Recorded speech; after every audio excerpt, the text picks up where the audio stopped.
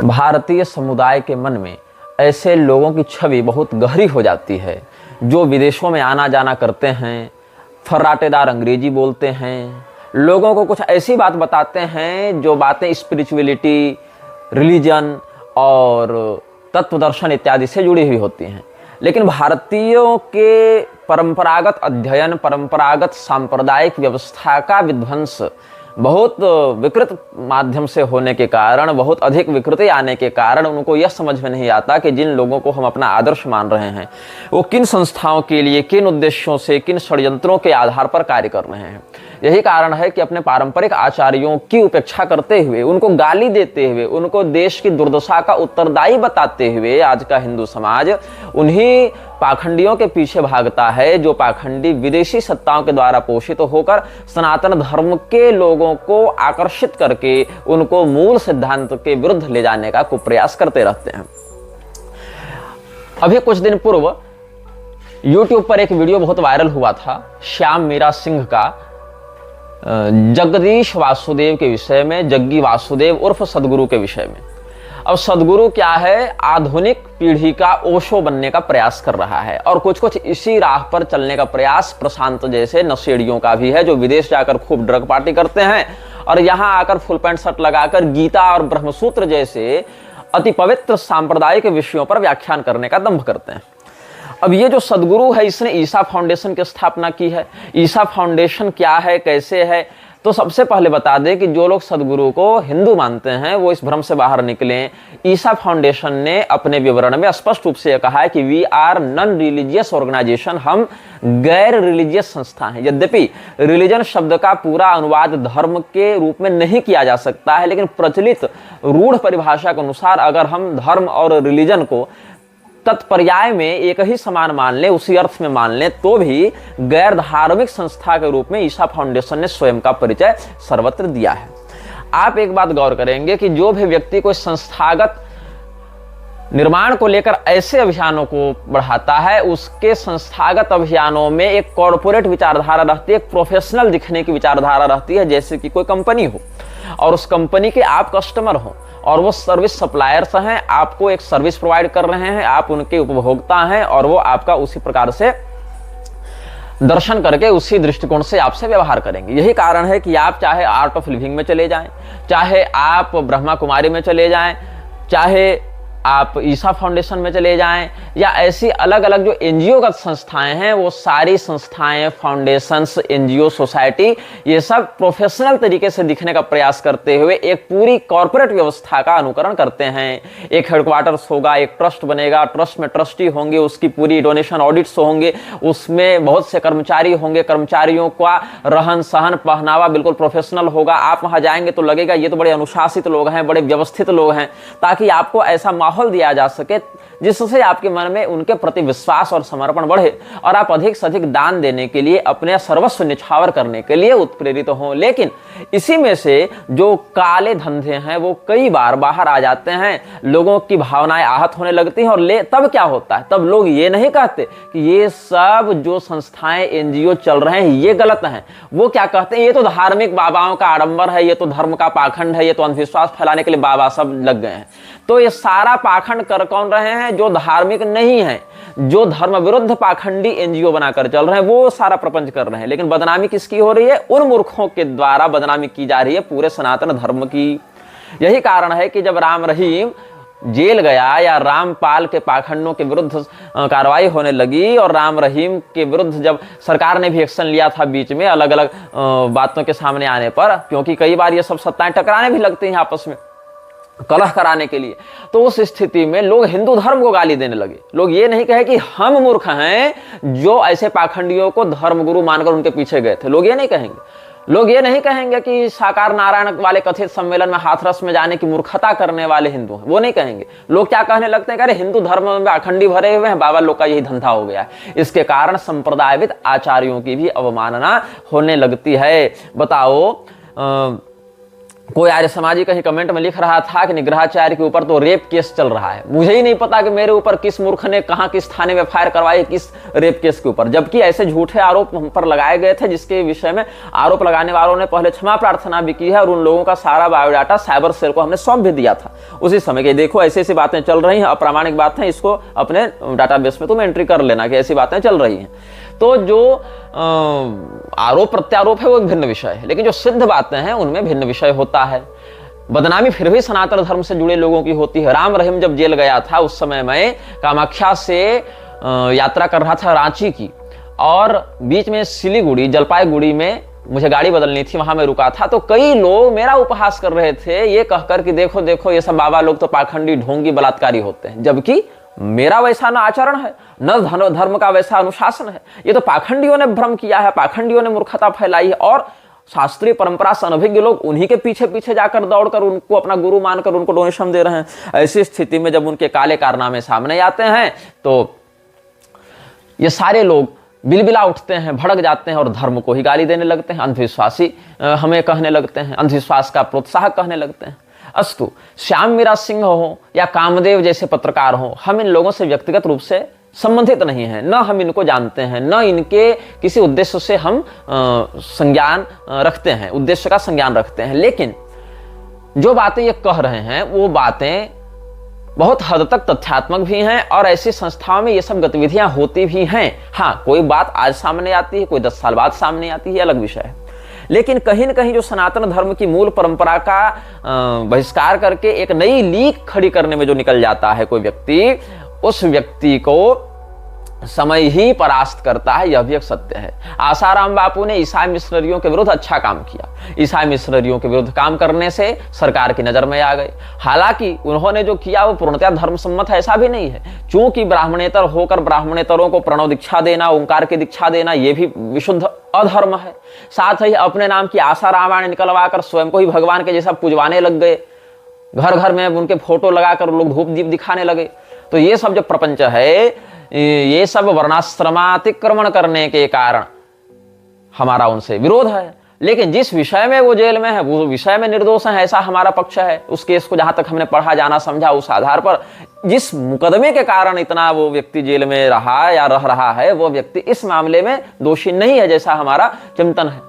लेकिन ऐसा भी नहीं है कि इसका अर्थ हम सनातन धर्म के अनुसार उनको मान लें, क्योंकि प्रणव दीक्षा अनधिकृतों को देना, अनधिकृत होकर देना, साथ ही अपने नाम के रामायण छाप देना, अपने नाम की चालीसाएं निकालना, अपने व्यक्ति पूजा के बात को शिष्यों में प्रसारित करने लगना, बड़े बड़े जुलूस में होली खेलना, और ये सब जो बहुत से स्टेज पर हुआ करते थे ना काम वहां पर, तो इन सब बातों से हमारा विरोध है। ये सब सांप्रदायिक दृष्टि से सनातन धर्म की मूल परंपरा में नहीं आते हैं, बल्कि उसकी परंपरा के विरुद्ध ही जाते हैं।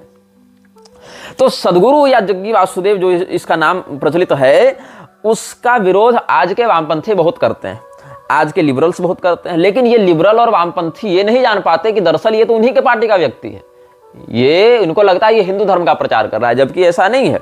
देखो, रावण का महिमा मंडन करना हो या आर्य बाहर से आक्रमण करते हुए आए, ये सब बातें कहनी हो, मतलब जो आर्यन माइग्रेशन थ्योरी जो ईसाइयों ने भारत में लागू करने का प्रयास किया था, उसका विषय हो, चाहे शिवरात्रि के नाम पर आयोजन करके अली मौला पर नाचना हो, चाहे योग का हिंदू धर्म से संबंध नहीं ऐसा मूर्खतापूर्ण वक्तव्य देना हो, ये सब सनातन धर्म को विकृत करने वाले ही कार्य हैं। तो क्या हुआ था, मिलक्षराज की संस्था फ्रीमेसन्स का ये बड़ा चहेता पालतू है। कौन? जग्गी वासुदेव। और जग्गी वासुदेव ने चेन्नई में अधिवेशन जो फ्रीमेसन्स का हुआ था उसमें भाषण भी दिया था 1 घंटे तक। तो आप ईसा फाउंडेशन की ही वेबसाइट्स पर ये सब देख सकते हैं, जहां पर ये कह रहे हैं कि सदगुरु was in Chennai on November 22, 2012 to give the keynote speech at the 12th conference of Masonic Grand Lodges।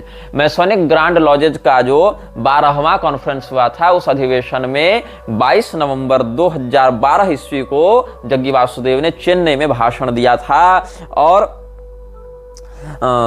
Inaugurate भी किया गया था जो मैसोनिक ग्रैंड लॉजेज का जो 12th कॉन्फ्रेंस हुआ था चेन्नई में, उसके लिए, जिसमें 200 फ्रीमेसन्स के उच्चाधिकारी वहां पर आए हुए थे 50 देशों से। तो क्या कहता है ये कि फ्रीमेसन्स का वैश्विक शांति निर्माण में क्या योगदान है, इस विषय पर हम चर्चा करेंगे। जबकि विश्व की शांति को भंग करने के लिए ही मिलक्षराज कार्य कर रहा है, क्योंकि शांति रहेगी तो कलह नहीं होगा, कलह नहीं होगा तो कलिपुरुष दुर्बल होगा। इसीलिए कलिपुरुष को उन्नत बनाने के लिए कलह की आवश्यकता है, कलह के लिए फ्रीमेसन्स, इल्यूमिनाती इत्यादि की आवश्यकता है। तो क्या कहते हैं ये लोग, over 200 highly placed members of the Freemason society from over 50 countries participated in the conference which sought to explore the role of Freemasonry in universal peacekeeping, one world religion, new world order इत्यादि अवधारणाओं को खुलेआम support करने वाला यह जो जग्गी वासुदेव है, ये फ्रीमेसनरी की इसी विचारधारा को, न्यू वर्ल्ड ऑर्डर को, एजेंडा को विकसित करने में, सफल बनाने में लगा हुआ है। और जैसे अमेरिका हो या अलग अलग इस प्रकार के मिशनरी पोषित देश हों, उनके लिए कार्य करने वाली संस्थाएं हों, वो जिस प्रकार का कार्य अपने क्षेत्र में कर रहे हैं, भारत में भी ये व्यक्ति कॉन मैन, जिसको हम कहना चाहेंगे, जो कि एक छद्म रूप अलग बनाता है, कार्य कुछ और करता है और यहाँ पर वही करने में लगा हुआ है। इसकी पत्नी, जिसका नाम विजया या विजी भी ये लोग कहते हैं, उसकी मृत्यु संदिग्ध अवस्थाओं में हुई थी और मृत्यु से जुड़े हुए बहुत विवाद हैं जो आपको ऑनलाइन भी प्राप्त हो जाएंगे। तो क्या हुआ था कि कोयम्बटूर में 2018 में इसने महादेव की एक प्रतिमा आदि योगी के नाम से स्थापित की। ये व्यक्ति भगवान महादेव को भगवान नहीं मानता है। तुम लोगों को लगता है ना कि शिव जी का बड़ा भक्त है, नहीं, इसके लिए शिव जी कौन है? इसने कहा था कि शिव जी तो 15,000 साल पहले उत्पन्न हुए एक कबीलाई थे, और ये सब मोदी की उपस्थिति में ये सब ने कहा था। तो ये जो है एक ऐसी बकवास किया कि शिवजी मात्र 15,000 साल पहले शिव नाम का कोई व्यक्ति था जो कि योग का आश्रय लेकर आदि योगी बन गया। सबसे पहले उसी ने योग का आश्रय लिया और इतनी बड़ी शक्तियों से युक्त हो गया। मतलब है शिवजी को परमात्मा नहीं मानते, परब्रह्म नहीं मानते। भगवान महादेव का जो वेदों में स्वरूप वर्णित है, पुराणों में स्वरूप वर्णित है, आगमों में स्वरूप वर्णित है, या उन वेद पुराण आगमों के वेत्ता आचार्यों के ग्रंथों में जो उनका स्वरूप वर्णित है, वो ये नहीं मानता। ये क्या मानता है कि शिव नाम के, जैसे अमिश त्रिपाठी इत्यादि ने बकवास नहीं लिखी थी, शिव कबीला और विष्णु कबीला करके, तो ये सब कबीलाई मानसिकता के लोग हैं। ये कहते थे कि 15,000 साल पहले शिव नाम का एक व्यक्ति हुआ था जिसने योग मार्ग का आश्रय लेकर, योग की खोज करके, योग मार्ग का आश्रय लेकर दिव्य शक्तियों से स्वयं को युक्त कर लिया, और वही हमारे आदि योगी शिव हैं। तो शिव जी की जो बड़ी प्रतिमा इसने लगवाई, वो भी संपूर्ण प्रतिमा नहीं, खंडित प्रतिमा इसने लगवाई। वो जो बड़ी 118 फीट की मूर्ति नहीं लगवा रखी है इसने, तो या उतने ही कुछ ऊंचाई है उसकी। तो ये जो आदि योगी की प्रतिमा एक टूरिस्ट प्लेस इसने बना दी, और टूरिस्ट प्लेस में जाकर लोग ये खिंचवा रहे हैं, फोटो सेल्फी ले रहे हैं, और बड़े बड़े वहां आयोजन किए जा रहे हैं, और उनको पता ही नहीं कि ऐसी अप्रतिष्ठित अशास्त्रीय प्रतिमा जो ब्रह्म राक्षसाविष्ट होती है, जो शास्त्रीय विधि से प्रतिष्ठित प्रतिमा होती है, या जो अप्रतिष्ठित प्रतिमा होती है, या जो लक्षण रहिता प्रतिमा होती है, ऐसी उन सब प्रतिमाओं में ब्रह्म राक्षसों का वास होने लगता है। बताओ, भगवान महादेव की आराधना करने से पहले स्ववर्णानुसार त्रिपुंड धारण का विधान है। बिना भस्म त्रिपुंड्रेण बिना रुद्राक्षमालया, ये सब शास्त्र अनुशासित वर्णित करते हैं।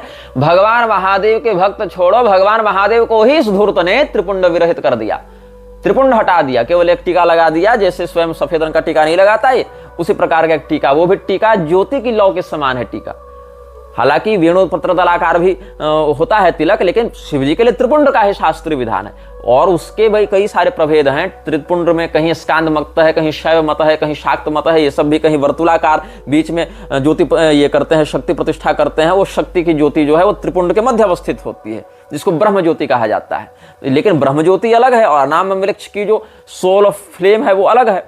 तो ये जो ब्रह्म ज्योति की स्थापना करते हैं, रक्त वर्तुलाकार ज्योति की, वो ये नहीं धारण करता है, अपितु इसने त्रिपुंड ही हटा दिया शिवजी के मस्तक से। त्रिपुंड हटा दो, सर्पाहार हटा दो, ये सब जितने भी सर्प भुजंगादि आभरण है भगवान के वो हटा दो, और बाद में सर्प पूजा करवाओ अलग से।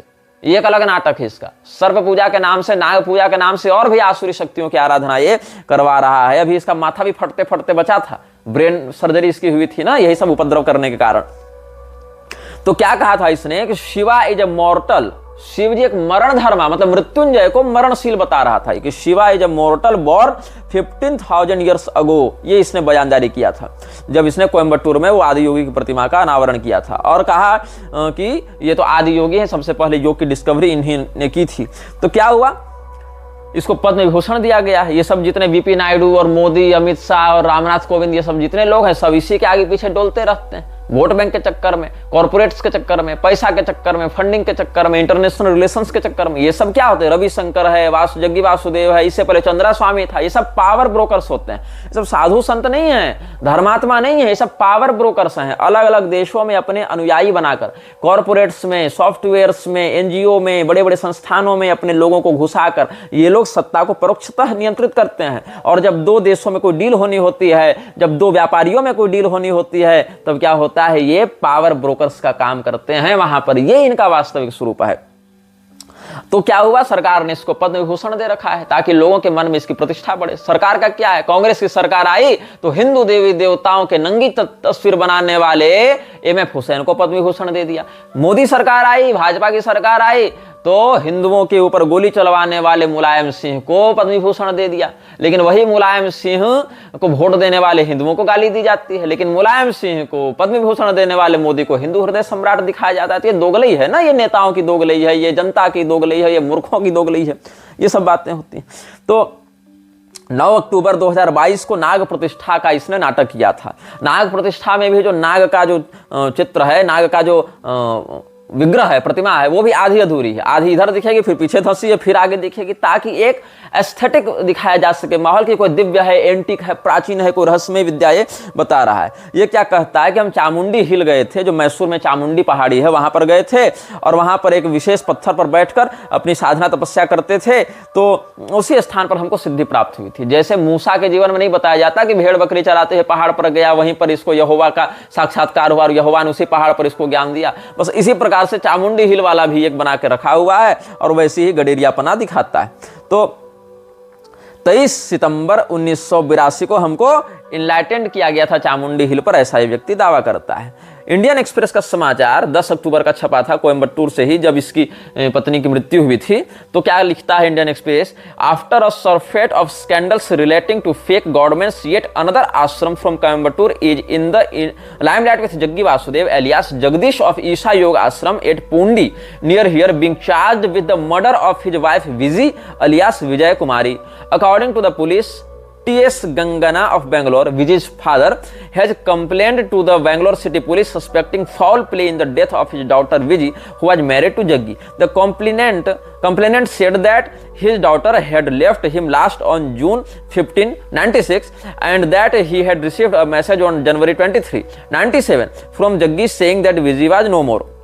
Gangana had also reportedly said that despite requests, Jaggi has hurriedly cremated the body on January 24, even before he could rush from Bangalore. He has also said that burning the body was not the custom in their community. Jaggi had seemingly chosen this method for disposing the mortal remains of Vijay. Gangana suspects Jaggi of having done Vijay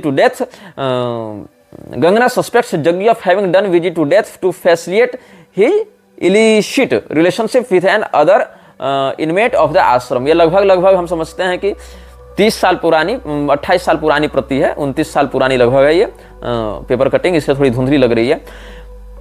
Based on Gangana's complaint to the Bangalore City Police, a case was registered. The Bangalore City Police have subsequently transferred the case to the Coimbatore Rural Police under whose jurisdiction the ashram falls. They have registered a case against Jaggi. Meanwhile, a team of police personnel have visited the premises of Isha Ashram at Pondi and interrogated the people there. Godman Jaggi is in the USA and further investigations are in the case. ये सब बातें हैं कि जब इसकी पत्नी की मृत्यु हुई थी तो इसने पहले अंतिम संस्कार किया उसका, वो भी जलाने की विधि से किया, और इसके बाद उसके पिता को खबर की गई तो पिता ने ही केस दर्ज करवाया था। मतलब इसके ससुर ने अपनी बेटी की मृत्यु का, हत्या का चार्ज लगाते हुए, इस पर आरोप लगाते हुए जग्गी वासुदेव पर केस किया था। ये सब बातें हैं। तो इसने क्या कहा कि ये तो समाधि में चली गई, महासमाधि में चली गई है मेरी पत्नी, इसीलिए वो महासमाधि को प्राप्त हो गई बस। लेकिन इससे पहले जग्गी वासुदेव ने कई बार यह कहा था कि मेरी पत्नी अभी उतनी योग्य नहीं हुई है साधना में कि महासमाधि इत्यादि लगा सके, अपरिपक्व है।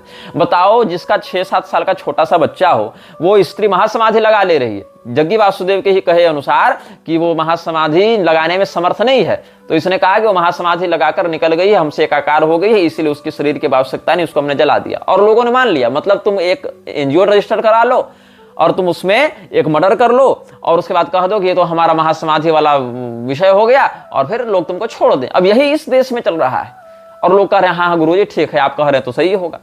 तो ये बताओ, अगर महासमाधि हो भी गई थी तो उसके परिजनों को, उसके पिता को, माता को, या जो भी उसके अभिभावक हैं, पिता को बताने से पहले ऐसी क्या हड़बड़ी से अंतिम संस्कार तुमको कर देना पड़ा?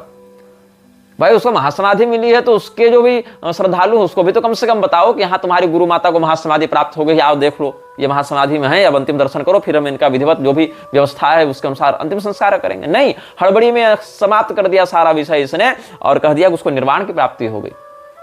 फ्रीमेसन्स के सदस्यों के इसी प्रकार से रहस्यात्मक परिजनों की मृत्यु होती रहती है। जग्गी वासुदेव फ्रीमेसन्स का मेंबर, उसकी पत्नी की रहस्यात्मक परिस्थितियों में मृत्यु या हत्या, और उसकी कोई जांच पड़ताल नहीं, क्योंकि बड़े बड़े कॉन्टेक्ट्स हैं। और एक बात और बताऊं, जिस दिन फ्रीमेसन्स में ज्वाइन होने के लिए विवेकानंद ने अप्लाई किया था, उसके 3 दिन के बाद ही उसके पिता की मृत्यु हो गई थी। ये भी एक रहस्य है, जिसके विषय में हम तब बताएंगे जब विवेकानंद पर आएंगे। खैर, अब हम यहाँ ये बता रहे थे कि जैसे इस्कॉन ने भगवान कृष्ण को उठा लिया चैतन्य महाप्रभु के संप्रदाय से और उनका शास्त्रीकरण कर दिया, उनका कॉर्पोरेट उनको बनाकर उनके नाम पर खूब बिजनेस चलाया, वैसे ही जग्गी वासुदेव ने शिव जी को उठा लिया और उनका बिजनेस कर दिया, उनको कॉर्पोरेट में डाल दिया। इधर अली मौला पर ये नाच रहा है, शिवलिंग के ऊपर अग्नि जलाकर वहां पैर से सेंक रहा है, आग सेंक रहा है, और आग जलाकर पैर से सेंक रहा है, उधर शिवलिंग पर कपूर जलाकर क्या क्या तामझाम कर रहा है, जबकि शिवलिंग के ऊपर कपूर जलाने का कोई शास्त्रीय विधान नहीं है, बल्कि निषेध होता है इस प्रकार देव प्रतिमाओं के साथ हस्तक्षेप करना। और काशी के घूसखोर लोभी बहुत से पंडित उसके चरणों में लौट जाते हैं, इस धूर्त के चरणों में, जो कि खुलेआम वृक्षराज की संस्थाओं में आता जाता है और उनका समर्थन करता है। एक व्यक्ति ने बहुत पहले इसको एक्सपोज किया था, वो व्यक्ति का नाम तो मुझे नहीं पता, चैनल था उसका कामदेव के नाम से यूट्यूब पर, और उस वीडियो को लगभग 40-50 लाख लोगों ने देखा था। तो सदगुरु ने क्या किया था, कोर्ट में शिकायत की, और चूंकि नेता मंत्री से इनका उठना बैठना है, ये सारे लोग तो इन लोग के सेटअप किए हुए हैं व्यवस्था में, तो यूट्यूब को एक कोर्ट ऑर्डर देकर उस डॉक्यूमेंट्री को डिलीट करवा दिया गया था, जिसको लगभग 40-50 लाख लोगों ने देखा था उस समय। सोचो कि एक YouTube वीडियो से इसकी सत्ता इतनी प्रभावित हो गई थी और ये डर गया था, कहा नहीं नहीं इस वीडियो को हटाओ, सीधे हटाओ। अगर वास्तव में तुम सच्चे थे तो उस वीडियो के विरुद्ध तुमको बयान जारी करते कि नहीं इसमें लगाए गए आरोप गलत है और सच्ची बात ये है, सही बात ये है। जैसे कि आजकल बहुत से लोग दुष्प्रचार नहीं कर रहे हैं हमारा, कि ये तो अपनी शादी में खुद ही पंडित बनकर विवाह कराने लगा क्योंकि सबको सबसे अधिक ज्ञानी स्वयं को मानता है। अरे मूर्खों, विवाह में जो शास्त्रीय परंपरा है उसमें बहुत से मंत्र वर को पढ़ने होते हैं, बहुत सी कन्या को पढ़ने होते हैं, बहुत से कन्या के पिता को पढ़ने होते हैं, लेकिन चूंकि दूल्हा दुल्हन या दूल्हे के माता पिता, दुल्हन के माता पिता अब वेद मंत्रों में उतने अधिकारी नहीं बचे या फिर उनका ज्ञान नहीं है पढ़ने का, इसीलिए पुरोहित जी उन मंत्रों को उनके बदले प्रतिनिधि के रूप में पढ़ते रहते हैं, दूल्हा वाला भी, दुल्हन वाला भी, माता पिता वाला भी, और कहते हैं ऐसा ऐसा करते जाओ। लेकिन जिसको मंत्रों का ज्ञान है, जिसको मंत्रों का अधिकार है, वह तो स्वयं ही मंत्र पढ़ेगा। फेरा लेने के मंत्र वर ही पढ़ता है, तो मैं मंत्र पढ़कर फेरा ले रहा था, उसी की 15 सेकंड क्लिप ये लोग वायरल करके क्या कहते हैं कि यहाँ तो कोई ब्राह्मण ही नहीं था, जबकि ऐसा नहीं। हमारे पक्ष से ब्रजेश पाठक जी गए हुए थे, सुमन पाठक जी गए हुए थे, ये दोनों वो सारा कर्मठ करा रहे थे, हमने इनको यथायोग्य दक्षिणा मान सम्मान भी किया, लेकिन वो वीडियो में नहीं आए क्योंकि वो किनारे बैठे थे, वीडियो तो किसी ने खींच कर डाल दिया था। तो इस बात को न समझने के कारण लोग मूर्खता करते रहते हैं। तो जो कोई आरोप लगाता है उस स्थिति में जो सत्य है वो बताया जाता है, न कि रिपोर्ट भेजकर और उस वीडियो को ही डिलीट करवा दिया जाता है अपने राजनीतिक ताकत का प्रयोग करते हुए।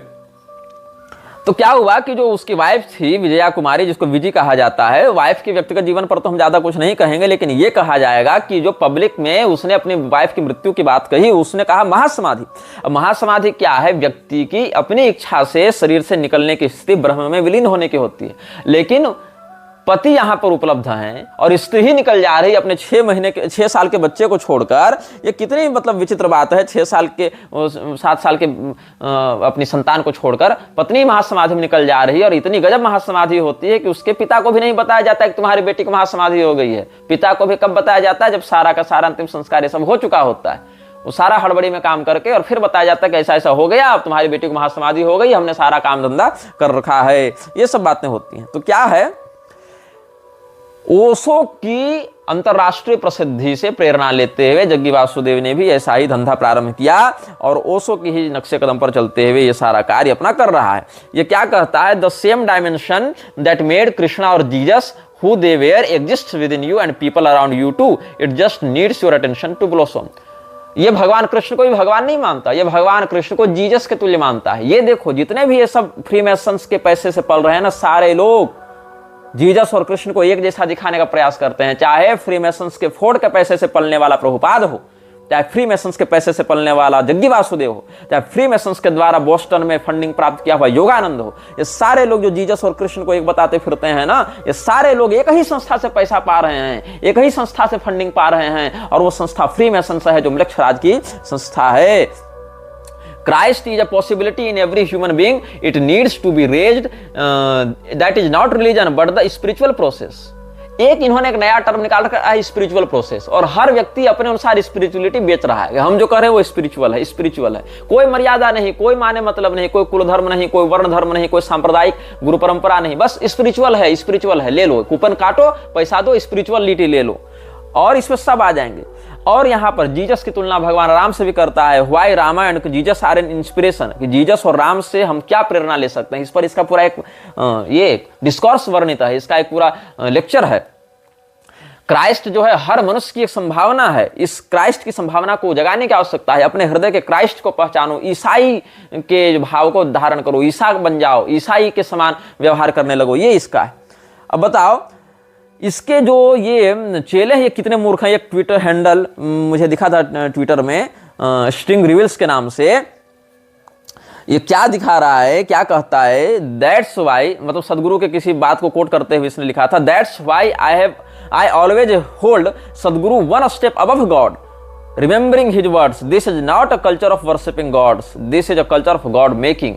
क्या कहा इसने, जग्गी वासुदेव ने क्या कहा था, ये हमारी जो संस्कृति है वो देवताओं को पूजने वाली संस्कृति नहीं है, देवता बनाने वाली संस्कृति है। और यही कारण है कि इसके चेले कहते हैं कि that's why I always hold Sadhguru one step above God, इसीलिए हम सदगुरु को ईश्वर से एक स्टेप ऊपर मानते हैं। सदगुरु मतलब कोई सदगुरु नहीं, सत संप्रदाय का उपदेशक देशिक गुरु नहीं, सदगुरु इसका नाम है, इसका नाम ही सदगुरु है, इसने अपना नाम ही सदगुरु रख लिया है।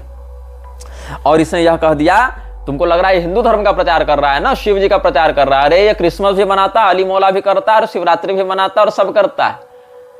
क्यों, इसको सबसे पैसा चाहिए। ऐसे लोग जो एक फाउंडेशन चलाते हैं वो केवल पैसा कमाने के लिए चलाते हैं कि हमको सबसे चाहिए, और बेचते क्या, स्पिरिचुअलिटी, मेडिटेशन, ये करो। मेडिटेशन के नाम पर क्या क्या चल रहा है, क्या क्या ईमेल लीक हो रहे हैं, ये सब तो सब सार्वजनिक विषय है कि किस लड़की के साथ कहाँ क्या बलात्कार हो रहा है, कहाँ पर यौन शोषण हो रहा है, कहाँ पर क्या नंगई मचा रहे हैं ये लोग। तो ये क्या कहता है, I refuse to recognise people as Muslims, Christians और हिंदूज, ऐसे human beings as human beings. कितनी सेक्युलर बात है, human beings as human beings. तो ये सारे लोग जो सेक्युलरता के मारे हुए हैं ना, ये कहीं नहीं सीधे मृक्षत्व की ओर ले जाने वाले लोग हैं। इसीलिए इसने क्या कहा, आमीन और ओम तो एक ही है, इसके लिए आमीन और ओम पर्याय हो गए, जीसस और कृष्ण पर्याय हो गए। सारी खिचड़ी ये नाला और अमृत को मिलाने में लगा हुआ है कि Om, amen, amen, one and the same. Sadhguru explains how Om is the universal sound and is not religious in nature, मतलब ओम जो है उसको भी धार्मिक नहीं मानता है।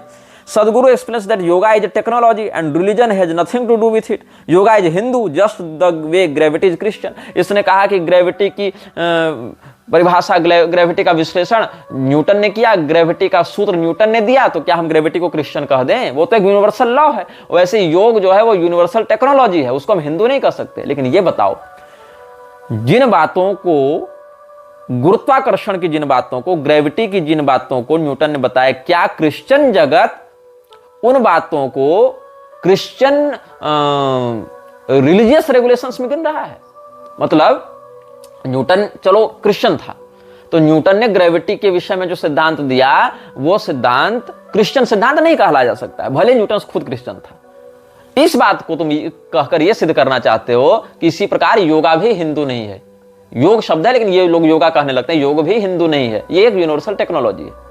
अच्छा ये बताओ, किसी हिंदू ने योग दर्शन की खोज की क्या?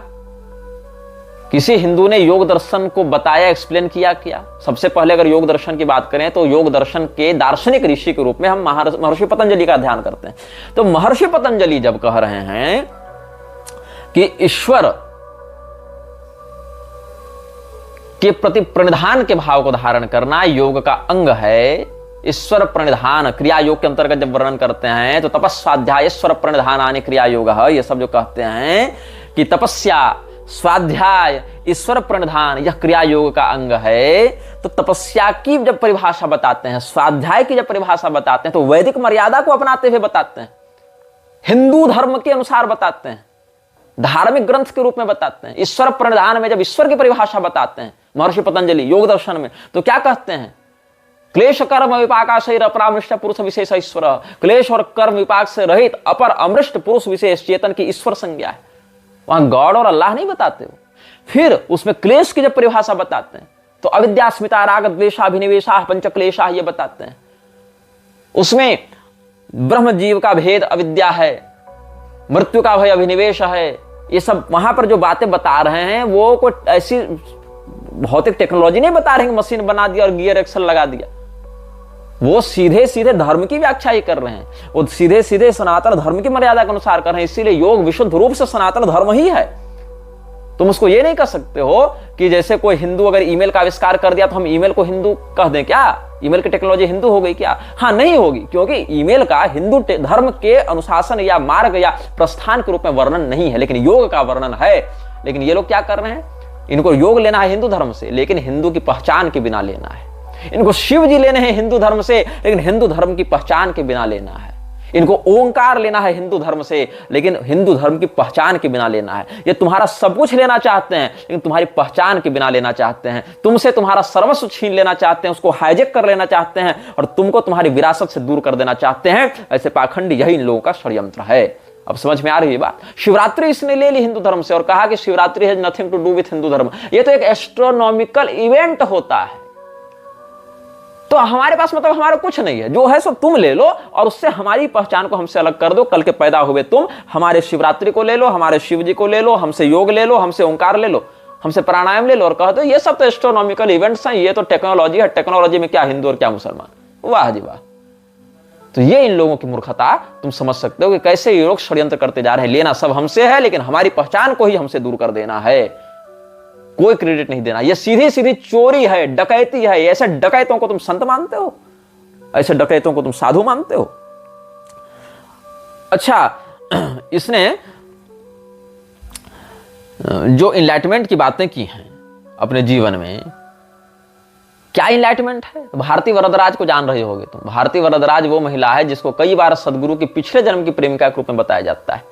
और विजया कुमारी की हत्या के बाद भारती वरदराज काफी निकट रहने लगी हैं जग्गी वासुदेव से। और जग्गी वासुदेव का एक वीडियो तुमने देखा होगा, नहीं देखा होगा तो यूट्यूब पर मिल जाएगा, तुम देख लेना, कि भारती वरदराज लेटी हुई है, कथित रूप से वही महिला है, और उसकी योनि पर अपने पैर के अंगूठे से वो मसल रहा है, कह रहा है कि हम इसमें स्पिरिट ट्रांसफर कर रहे हैं। ये इसका वीडियो तुमको कहीं मिल जाएगा, तुम लोग सर्च करके देख लेना। और क्या क्या इसने किया है?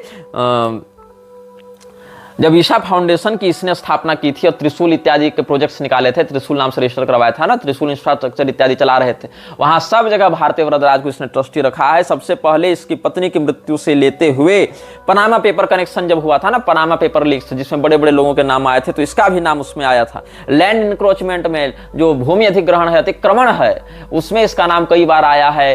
कैसे जंगल की जमीन को हड़प कर और लोगों की जमीन को हड़प कर वहां पर अवैध निर्माण करके इसने पूरे संगठन को खड़ा किया है। इसके विषय में बहुत कुछ आपको ऑनलाइन सामग्रियां प्राप्त हो जाएंगी। कितने सारे क्रिमिनल केसेस इसके और इसके लोगों के ऊपर चल रहे हैं, जिसमें एक बड़ा वायरल हुआ था जब एक पॉक्सो एक्ट लगाया गया था एक डॉक्टर पर, जिसने 12 आदिवासी लड़कियों का मोलेस्टेशन किया था। इस प्रकार से इसने फिर फाइनेंशियल जो इरेगुलरिटीज हैं इसके संस्थान में, जो वित्तीय अनियमितताएं हैं, उनको लेकर भी कहां से कितना पैसा आ रहा है, कहां जा रहा है, पता ही नहीं चल रहा है। कावेरी बचाओ आंदोलन के नाम पर पैसे आ जा रहे हैं, तो वृक्षारोपण के नाम पर पैसे आ जा रहे हैं, सेफ सॉइल कैंपेन के नाम पर पैसे आ जा रहे हैं, तो मिट्टी के नाम पर, नदी के नाम पर, पेड़ों के नाम पर, पहाड़ों के नाम पर पैसा ले रहा है। और उस पैसे का क्या हो रहा है, इसका जो ऑडिट है वो भी संदिग्ध पता नहीं हो रहा है। उसके बाद साइंस के नाम पर बकवास कह रहा है कि हम मरकरी को रूम टेम्परेचर पर सॉलिडिफाई कर देंगे।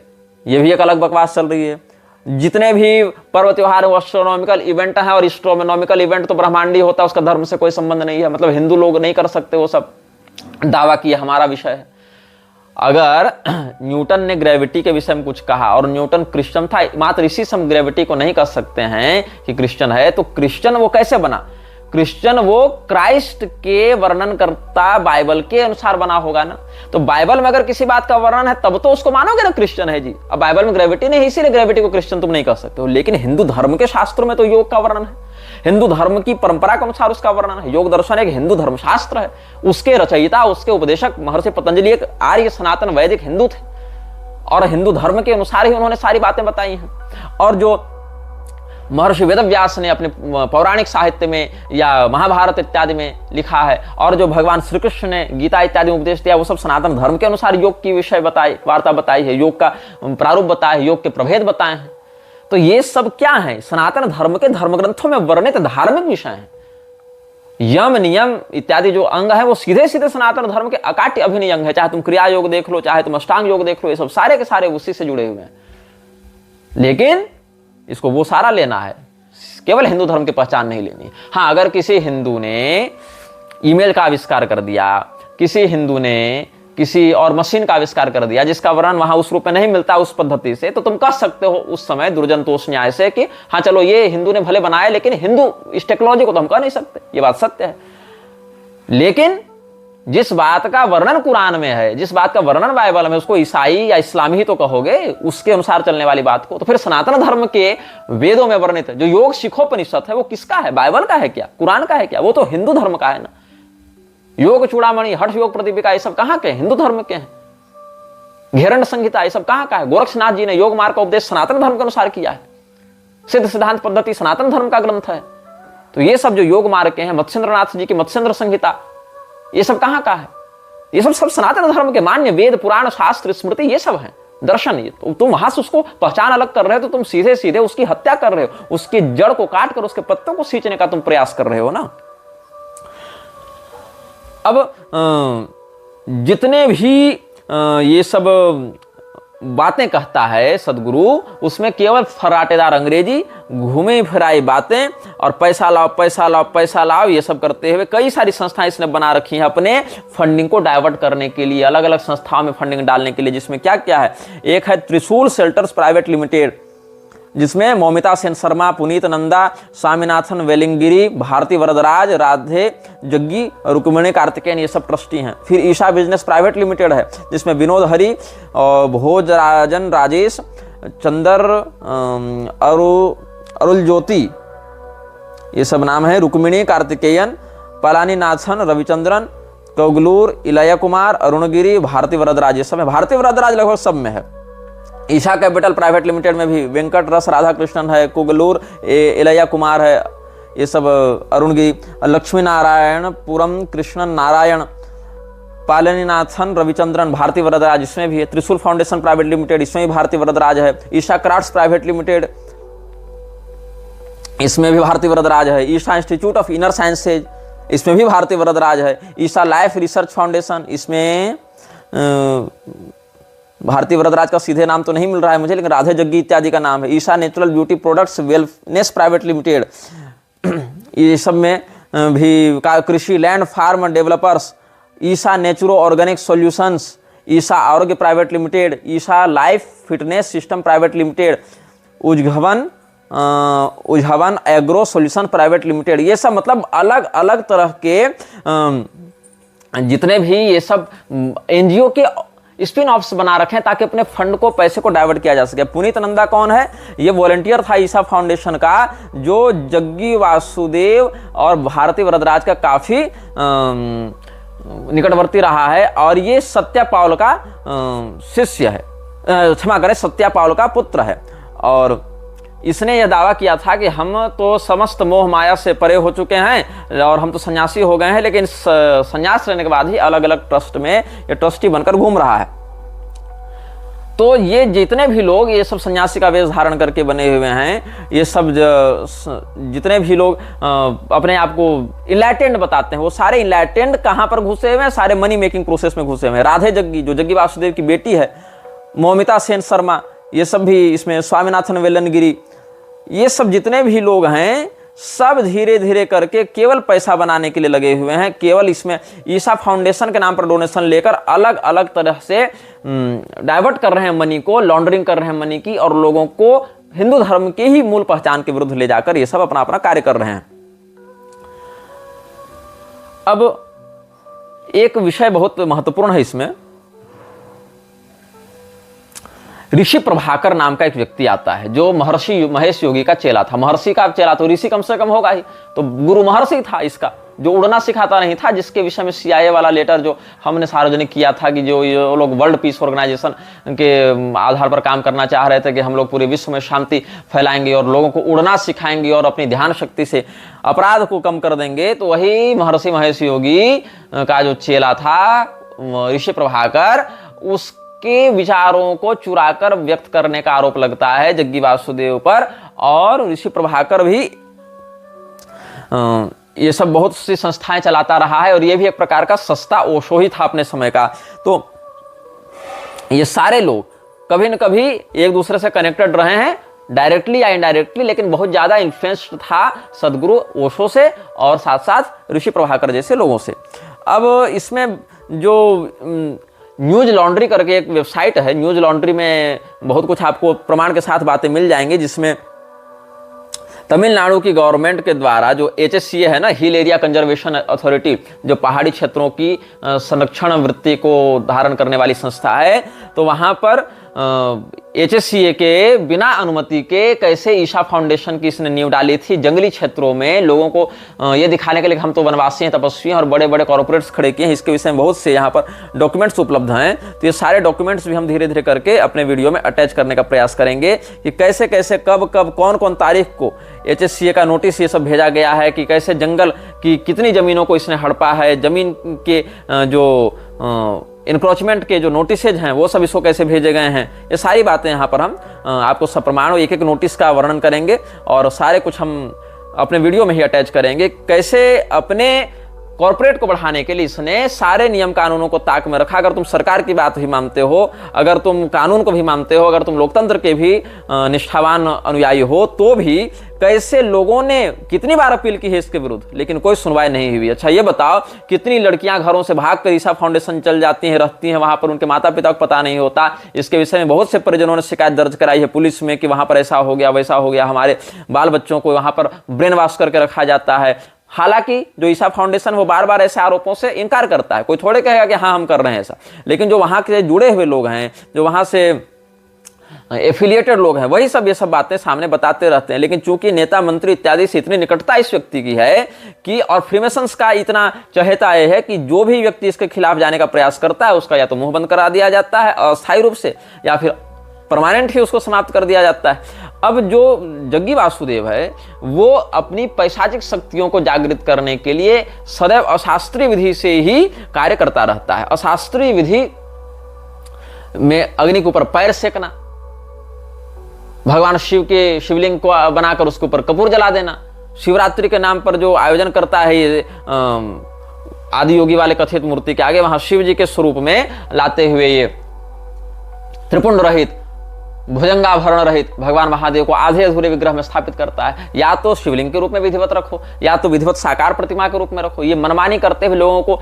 शिव जी के फैशन में लाने के लिए, ट्रेंडिंग में लाने के लिए ये नाटक करता रहता है कौन? जग्गी वासुदेव। तो इसके विषय में अभी यूट्यूब पर भी बहुत कुछ प्राप्त हो रहा है और बहुत कुछ वेबसाइट्स भी हैं। न्यूज लॉन्ड्री इत्यादि वेबसाइट ने हाउ सदगुरु बिल्ट हिज ईसा एम्पायर इलीगली, इसमें 150 एकड़ का जो कैंपस है कोयम्बटूर में, उसका कैसे निर्माण अवैध तरीके से किया गया है, पुलिस सरकार से कितनी बार अपील की है, लोगों ने, सरकार ध्यान नहीं देती, कई बार नोटिस भेजती है, तो ये सीनियर ऑफिशियल्स की इन्फ्लुएंस से उन सब बातों को, मामलों को दबा देता है। ये सारी जो कार्टेल चला रहे हैं ये लोग, ये सारा कार्टेल जो ईशा फाउंडेशन का है, उसके विषय में बहुत कुछ प्रमाणिक बातें आपको प्राप्त हो जाएंगी इंटरनेट पर भी। ये कोई बहुत ज्यादा रहस्यमय विषय नहीं है, इसीलिए हम बहुत खुलकर बात नहीं करेंगे, क्योंकि जिन विषयों को लोग पहले से बोलते आ रहे हैं, जिन विषयों के विषय में सारे प्रमाण पहले से उपलब्ध होते रहे हैं, जो चर्चा का विषय पहले से रहा है, उस विषय पर हम कम बोलते हैं, क्योंकि लोगों के पास अन्य स्रोतों से भी प्रमाणित जानकारी प्राप्त होती रहती है। हम उन विषयों पर अधिक बोलने पर ध्यान देते हैं जो विषय सामने उतनी प्रगल्भता से, उतने मेन स्ट्रीम में नहीं आ पाए हैं। अगले अनुभाग से हम बात करेंगे विवेकानंद के विषय में विस्तार से, क्योंकि विवेकानंद जैसे विषयों पर लोग बोलने से बचते हैं, और विवेकानंद को इतना अधिक ग्लोरीफाई कर दिया गया है, लोगों के ऊपर इतना थोप दिया गया है कि उससे अधिक बुद्धिमान, विद्वान, दूरदर्शी, क्रांतिकारी, युवा आदर्श तो कोई था ही नहीं। ऐसा उसको ग्लोरीफाई कर दिया गया है। लेकिन हम बात करेंगे विवेकानंद के काले पहलुओं पर, कि कैसे उस व्यक्ति ने अपनी अदूरदर्शिता और शास्त्रानभिज्ञता के कारण सनातन धर्म को क्षति पहुंचाई।